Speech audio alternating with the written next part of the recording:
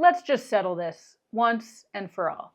If you could only choose one lens, 35, 55, or 85, which one should it be? These are three of the most loved primes for portraits, lifestyle, and everyday storytelling, but they behave very differently. And the best one for you depends on your style, your subject, and how you like to shoot. Will you swear by the 35, marry the portrait king, the 85, or stick with the affordability and versatile nifty 50? Today, I'll help you figure that out in a head-to-head battle of the primes. We'll cover how each focal length sees the world, pros and cons of each, what kind of photos you'll actually get with them, and how to pick the right one for your next shoot or investment. I'll also show you tons of photo examples so you can really see the difference. Here's the spoiler though. The winner of this head-to-head is a little subjective. Okay, it's a lot subjective because the truth is that, yeah, all these lenses have a time and a place. I would really struggle to be stranded on a deserted island for the rest of my life with just one lens. It's like asking me which of my three best friends is my favorite. They're all different, unique, and irreplaceable. But do I know which one to call in any given situation? What I want to do is not convince you that one lens is better than the other, but help you make your own decisions when analysis paralysis threatens to take over. There's no best lens, only the best lens for how you see. That's the beauty of photography. It's a reflection of who you are. So the real question is, how do you want to see the world? How do you want others to see through you? I'm Brenda Bergering, and I'm here to give you practical photography tips to help you learn, create, and elevate.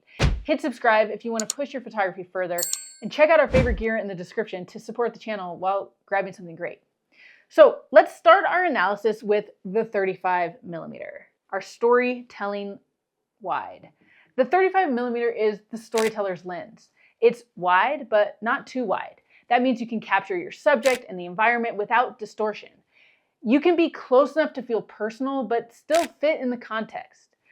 Whether you're photographing a couple in the mountains, your kids in the backyard, or a traveler walking through an old alley, this lens is great for lifestyle, documentary, street, and adventure. It's lightweight, versatile, fast. It makes people feel like they're there. And cons? Not as much background blur as the longer lenses. You also have to get physically closer to your subject, which can feel invasive in some situations and for some people. What's it best for? Photographers who want storytelling and versatility, or people who shoot fast, move a lot, or include background and scenery in portraits. Let's talk about the 55mm, the natural look, or 50-ish, depending on your setup. I'm calling it the 55 today because of that symmetry between 35 and 85, and because the lens on this camera is actually the Sony 55 1.8, but you may be more familiar with the 50mm. The lens is the middle child, and it's not a bad thing. It's more compressed than the 35, so it gives you better subject separation and more flattering look for portraits, but it's not as tight as the 85, which means you still get a little context, a little story, a little space. It's great for natural portraits and everyday shooting. It gives you a smooth balance between intimacy and compression, and has excellent sharpness and background blur, especially wide open. But what are the cons? It's not as immersive or contextual as the 35. It's not as dramatic or flattering as the 85 is for tight headshots. Some people feel it's an in-between and not specialized enough. I think it's best for shooters who want balance. It's great for portraits, couples, lifestyle sessions. It's great for those clean, beautiful images without working too hard for the shot. So let's move on to the 85, the flattering classic. The 85 is the flattering, creamy compression king. You step back and suddenly your subject pops.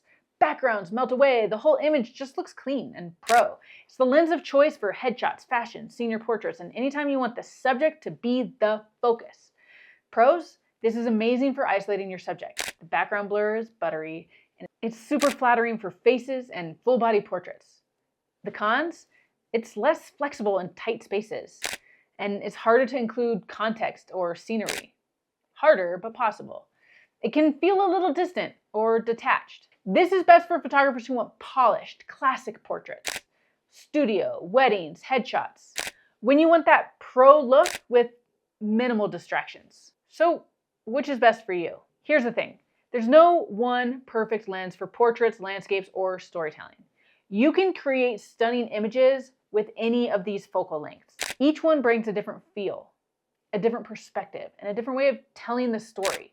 If you're someone who moves fast, shoots a mix of people, places, wants to stay light on your feet, the 35 might feel the most natural for you. If you like a balanced, slightly tighter look without losing the context, the 55 sits at that beautiful middle ground. And if you're drawn to intimate frames, soft backgrounds, and the strong subject separation, the 85 delivers that cinematic emotional punch. It's less about picking the right lens and more about choosing the right character for your story. Each one of these lenses has a voice. Which one speaks to you? Still don't know? Get out there and try shooting each of these lenses. See if what I'm saying about each one feels right and true for you. Shoot the same scene or the same image with each lens and see which one wins on any given situation. And maybe even find situations in which it doesn't matter. Who knows? Get crazy. Get creative. So do you want to go deeper with lens choice? We've got a ton of free resources, including our free money and gear guide. Download it at burgerphotography.com/money. And remember to make gear choices based on the kind of stories you want to tell, not just specs. Choosing a lens is like choosing your voice. The goal isn't to match someone else, it's to discover your own. The more you shoot, the clearer it becomes. What's your perspective? And are you honoring it? Not just in your photos, but in how you show up in life. And if you're still trying to decide which lens belongs in your bag, drop a comment and tell me what kind of photography you love. I'll help you choose. Hit that subscribe button and check out this video on how to pick the right focal length, where I dive deeper into choosing the right focal length for any situation. I'll see you over there.